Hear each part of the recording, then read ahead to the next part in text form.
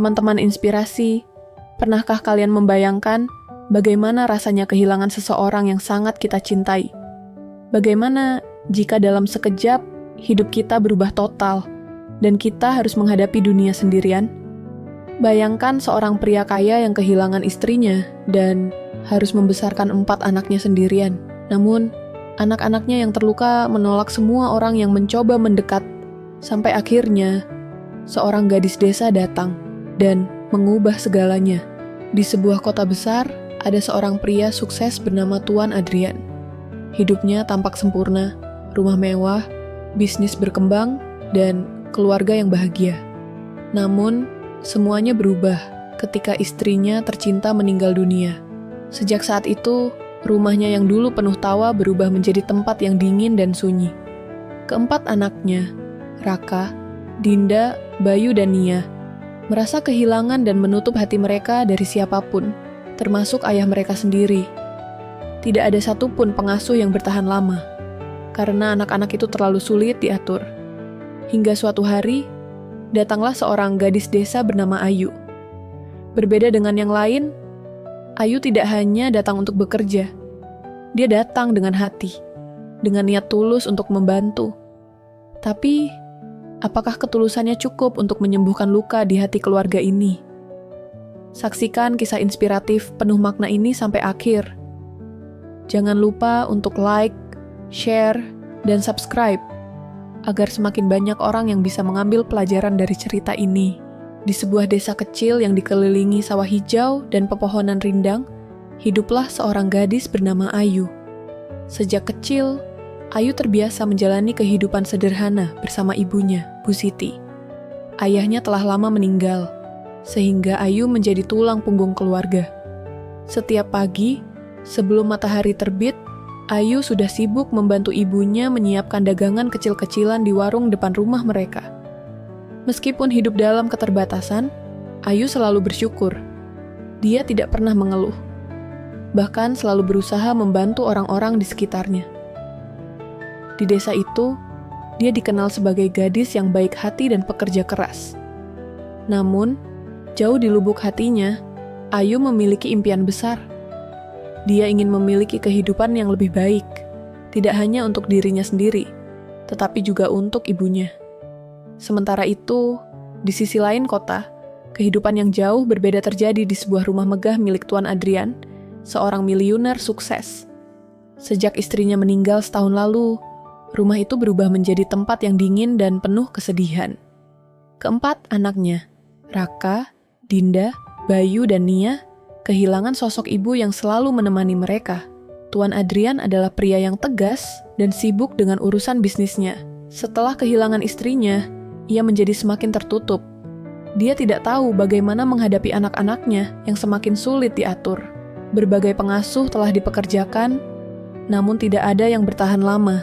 Anak-anaknya selalu memberontak, menolak kehadiran orang asing yang mencoba menggantikan sosok ibu mereka. Di tengah situasi itu, asisten rumah tangga Tuan Adrian, Bu Mirna, menyarankan agar mereka mencari pengasuh baru. Namun, kali ini mereka butuh seseorang yang benar-benar sabar dan penuh kasih sayang. Tuan Adrian awalnya ragu, tetapi demi anak-anaknya, ia setuju untuk mencari orang yang tepat. Hari itu, Ayu baru saja pulang dari pasar setelah membantu ibunya berjualan. Saat sedang beristirahat di teras rumah, dia melihat selembar kertas yang tertempel di papan pengumuman desa. Dibutuhkan pengasuh anak untuk keluarga terpandang. Gaji besar, butuh kesabaran dan dedikasi tinggi. Ayu membaca pengumuman itu berulang kali. Gaji besar, itu bisa membantu ibunya keluar dari kesulitan. Namun, dia juga tahu bahwa menjadi pengasuh bukanlah tugas yang mudah, apalagi untuk seorang miliuner. Malam itu, Ayu berbincang dengan ibunya. "Bu, aku ingin mencoba melamar pekerjaan ini. Aku ingin kita punya kehidupan yang lebih baik." Bu Siti awalnya khawatir. "Nak, apakah kamu yakin? Aku takut mereka tidak memperlakukanmu dengan baik." Ayu menggenggam tangan ibunya. "Aku yakin, Bu. Aku ingin berusaha. Mungkin ini jalan yang diberikan Tuhan untuk kita." Dengan penuh doa dan harapan, Ayu pun memutuskan untuk pergi ke kota dan melamar pekerjaan tersebut.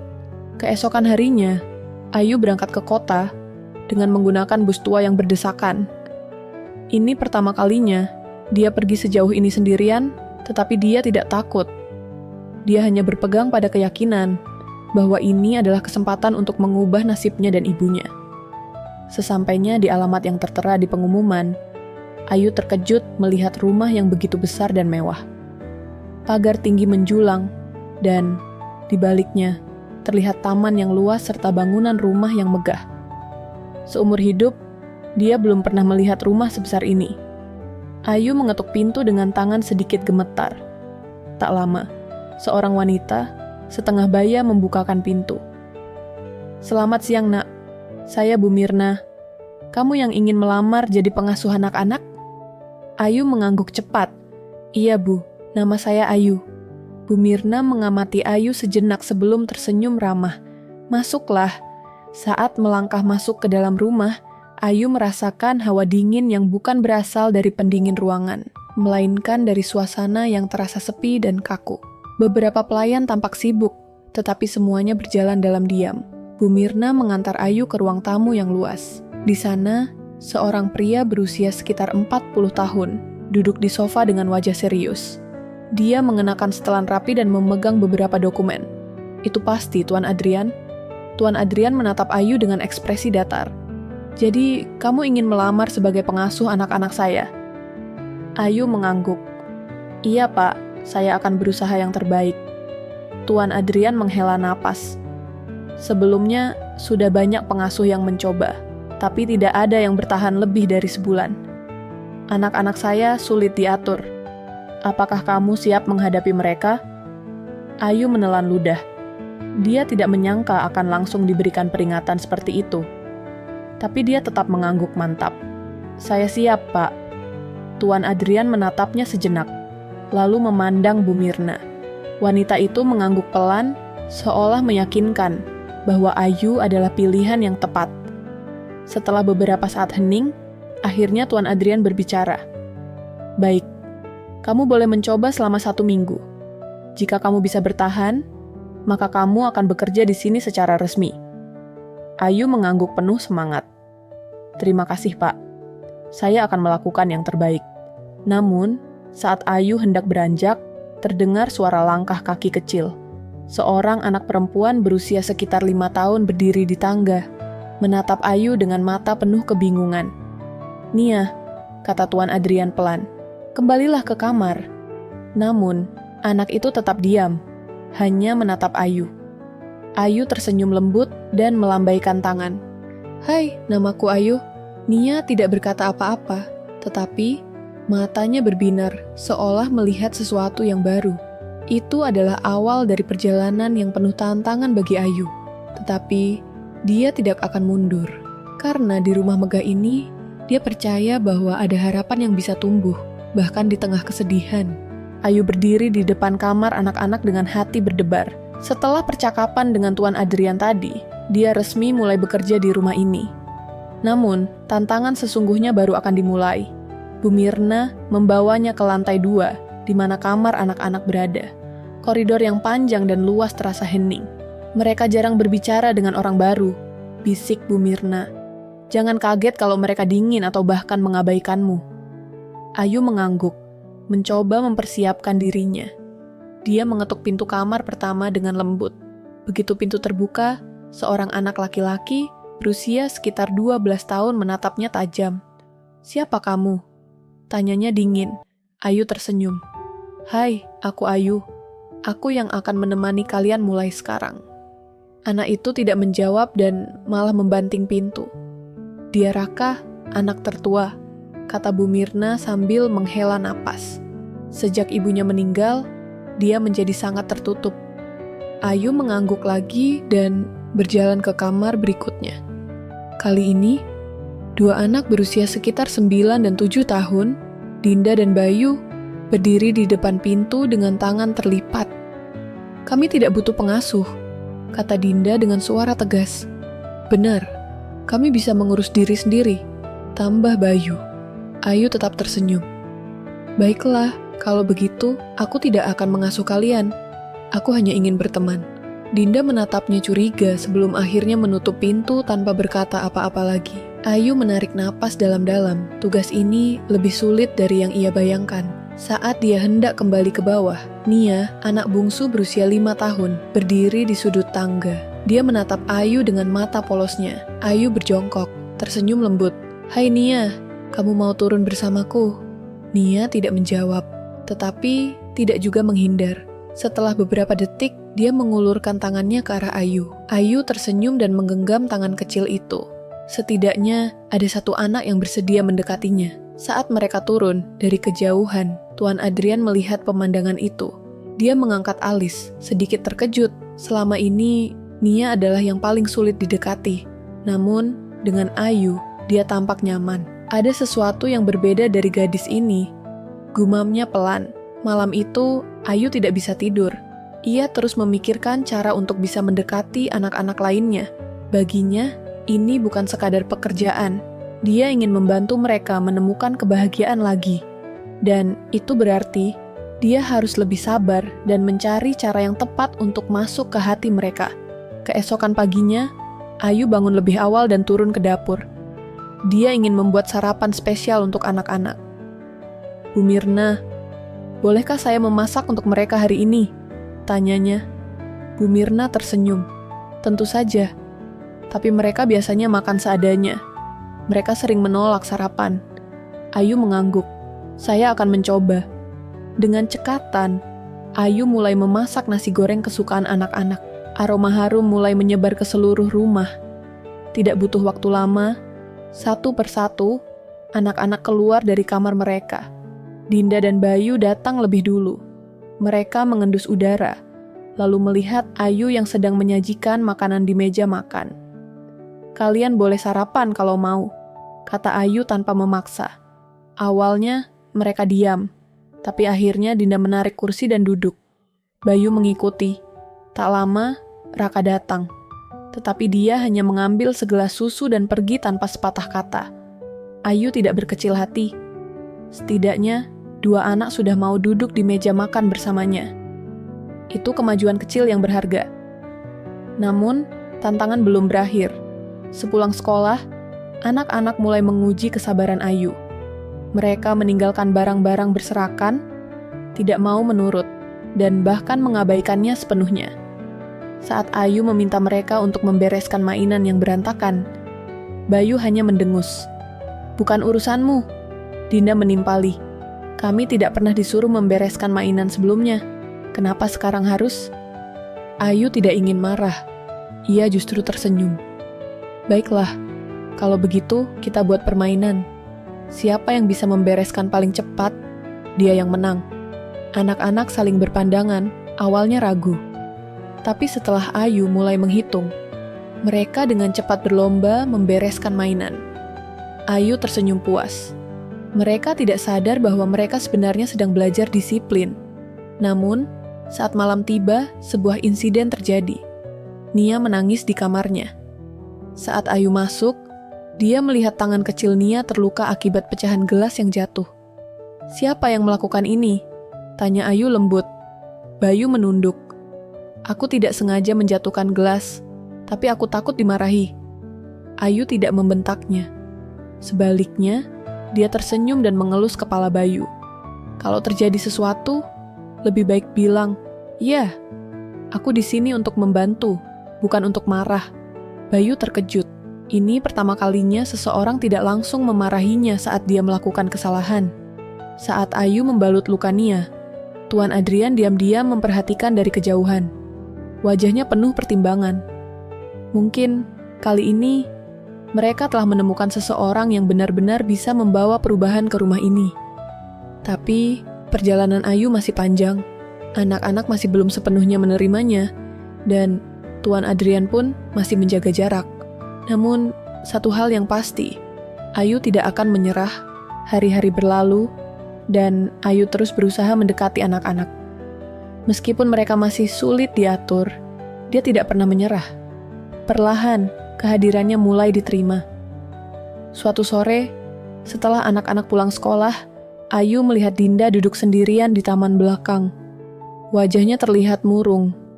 Ayu mendekatinya perlahan. "Dinda, kamu kenapa? Boleh cerita?" Dinda menghela napas. Hari ini di sekolah, teman-teman bilang kalau aku aneh karena aku tidak punya ibu lagi. Mereka bilang aku pasti kesepian. Ayu merasakan sakit di hatinya mendengar itu. Dia tahu bahwa kehilangan seorang ibu adalah luka yang sulit sembuh. Dinda, aku tahu rasanya kehilangan. Aku juga tidak punya ayah sejak kecil, kata Ayu lembut. Tapi kamu tahu, kita masih punya banyak orang yang sayang sama kita. Dinda menatap Ayu. Seperti siapa? Ayu tersenyum dan menunjuk ke rumah. Seperti ayahmu, Bayu, Raka, dan Nia. Mereka semua sayang padamu. Dan aku juga ingin menjadi temanmu. Dinda tidak menjawab, tapi matanya mulai berbinar. Untuk pertama kalinya, dia merasa didengar. Malam harinya, saat makan malam, sesuatu yang mengejutkan terjadi. Biasanya, anak-anak makan dengan diam, atau bahkan tidak mau duduk bersama. Tapi kali ini, Dinda dengan sukarela duduk lebih dekat ke Ayu. Tuan Adrian yang melihat itu terkejut. Dia belum pernah melihat perubahan seperti ini sebelumnya. Setelah makan malam, saat Ayu sedang mencuci piring, Tuan Adrian menghampirinya. "Kamu berhasil mendekati Dinda," katanya. Ayu tersenyum. Dia hanya butuh seseorang yang mau mendengar. Tuan Adrian mengangguk. "Teruskan apa yang kamu lakukan. Tapi ingat, mereka masih bisa berubah kapan saja." Ayu paham maksudnya. Dia tahu perjalanan ini belum selesai. Tapi setidaknya, satu langkah kecil telah diambil. Di antara semua anak, Raka adalah yang paling sulit didekati. Dia hampir tidak pernah berbicara dengan Ayu, selalu menjaga jarak dan sering mengunci diri di kamarnya. Suatu hari, Ayu melihat Raka duduk di balkon sendirian. Dia tampak termenung, memegang sebuah buku harian kecil. Ayu berjalan mendekat perlahan. "Boleh aku duduk di sini?" Raka tidak menjawab, tapi juga tidak mengusirnya. Ayu pun duduk di sampingnya, menikmati udara sore. Setelah beberapa saat, Raka akhirnya berbicara. "Kenapa kamu masih di sini?" Ayu tersenyum. "Karena aku ingin ada di sini.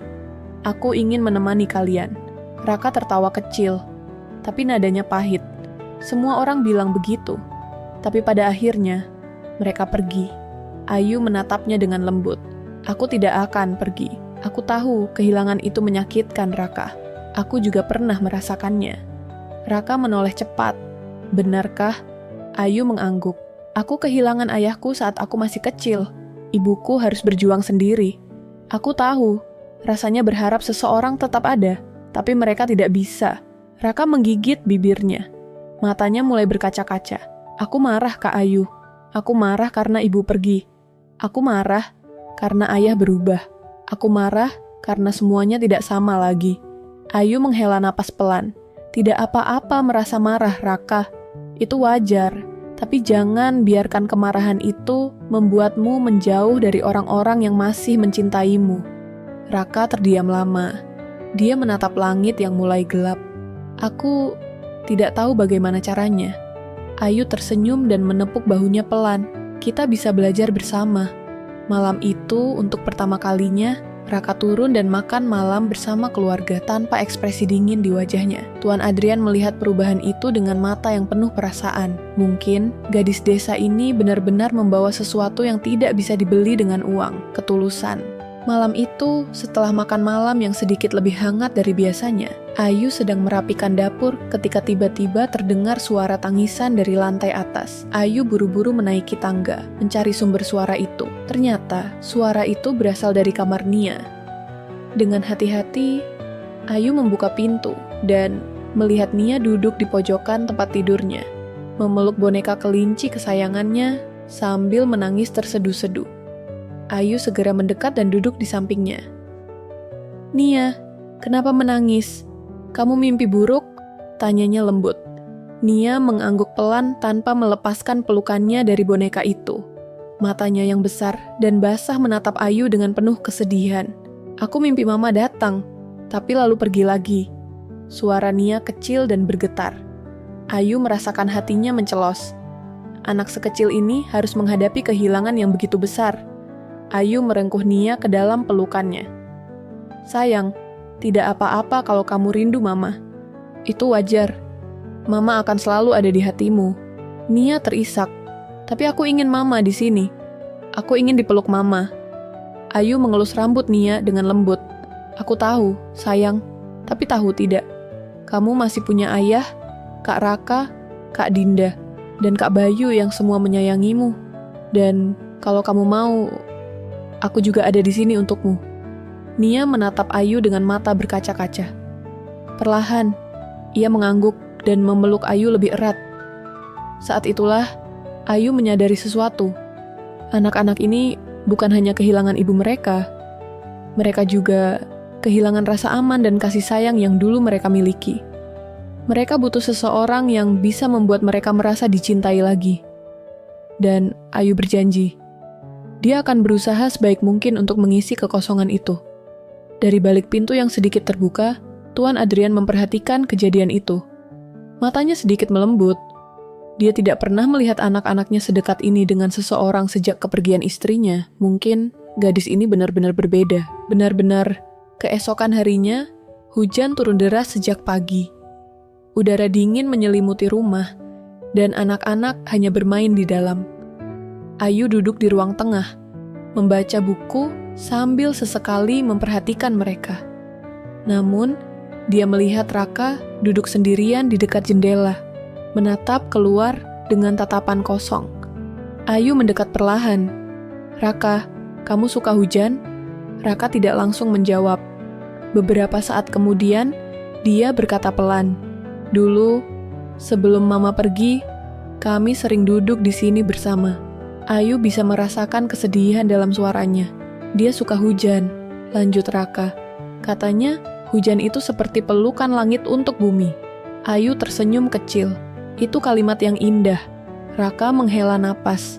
Dulu, setiap kali hujan, Mama selalu membuatkan kami coklat panas. Sekarang, tidak ada yang melakukan itu lagi. Ayu menatapnya sesaat, lalu bangkit berdiri. Tunggu di sini, katanya sebelum berjalan ke dapur. 15 menit kemudian, Ayu kembali dengan nampan berisi 5 cangkir coklat panas. Aroma manis menghangatkan ruangan yang dingin. Dinda dan Bayu langsung berlari ke arahnya. Wah, Kak Ayu bikin coklat panas. Ayu tersenyum dan menyerahkan cangkir kepada mereka. Iya, kalian mau coba?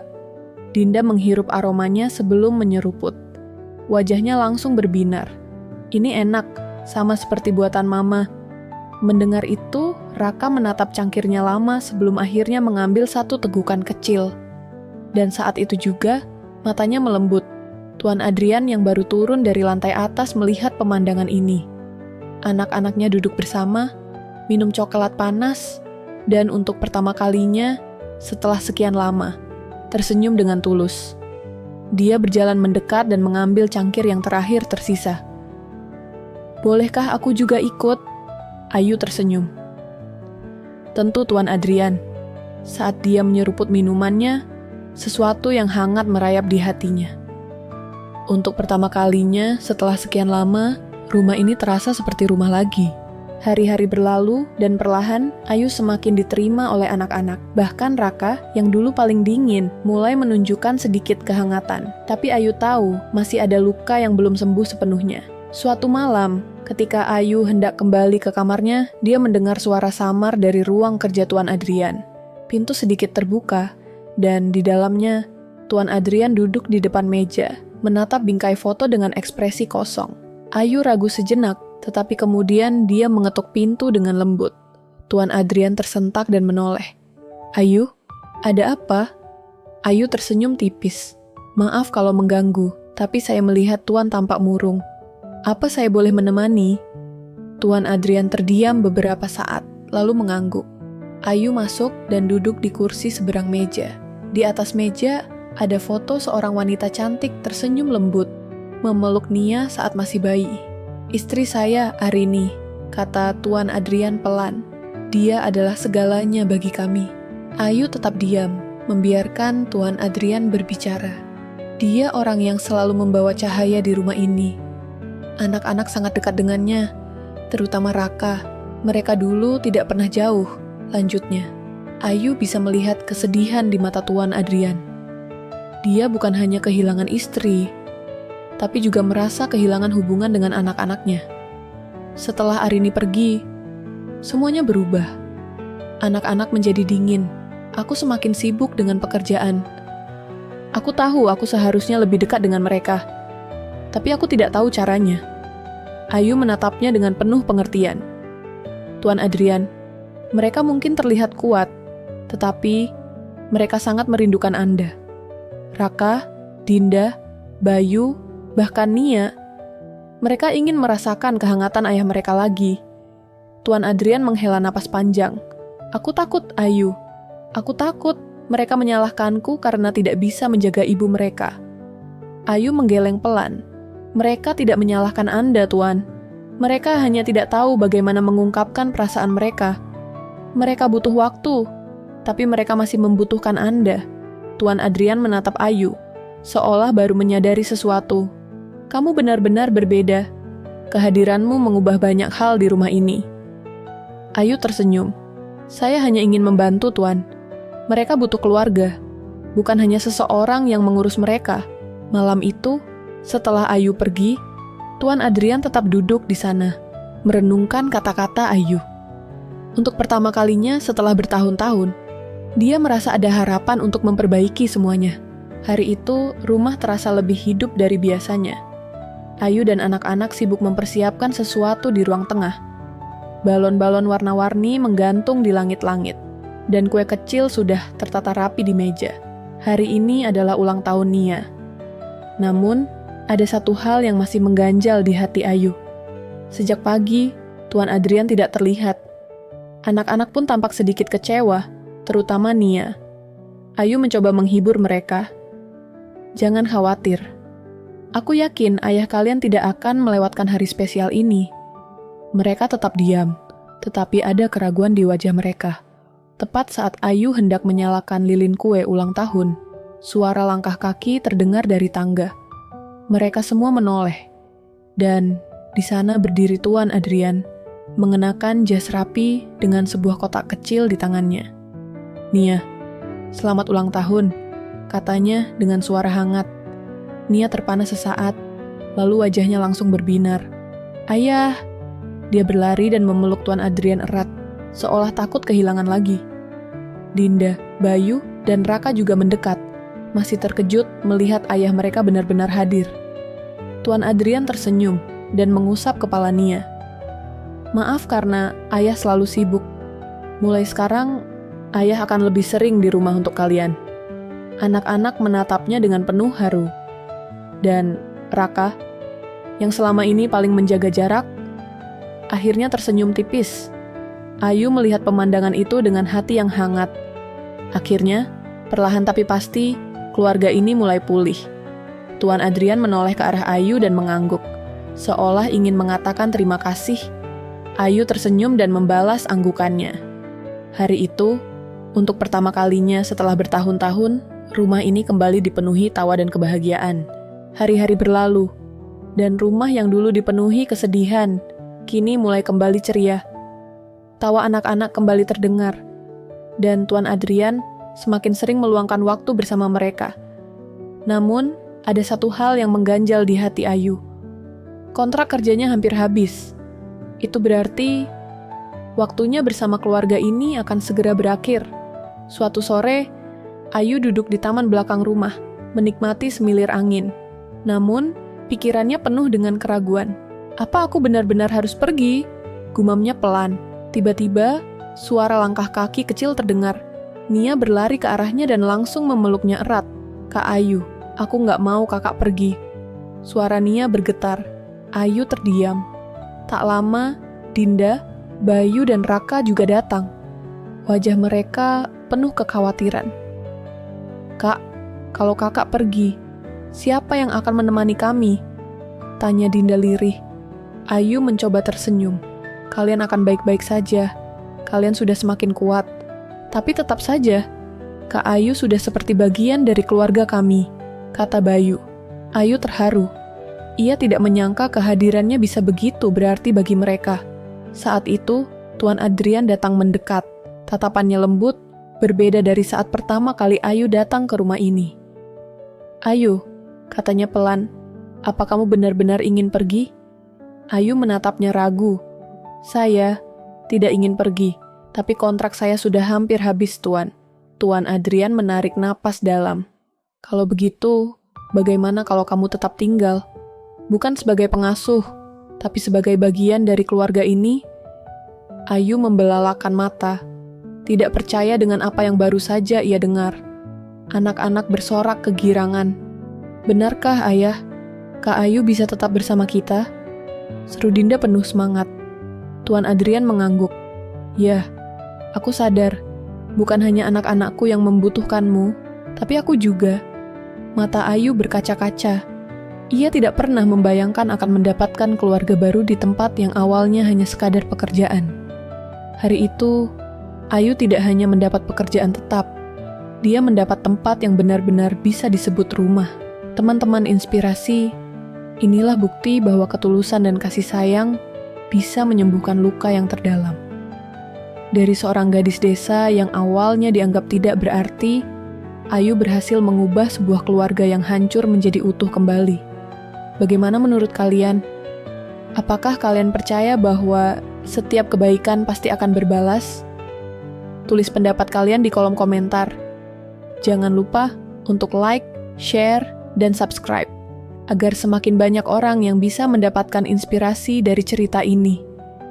Sampai jumpa di cerita penuh makna berikutnya.